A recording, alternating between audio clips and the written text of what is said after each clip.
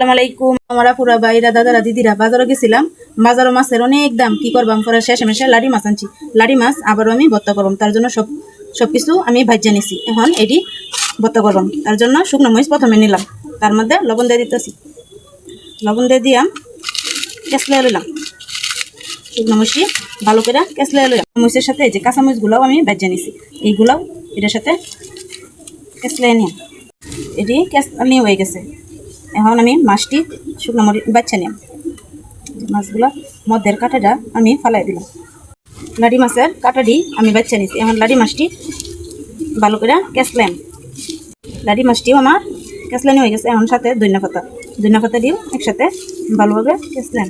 পেস্টগুলোও সাথে একটু সরষের তেল দিয়ে দিতেছি।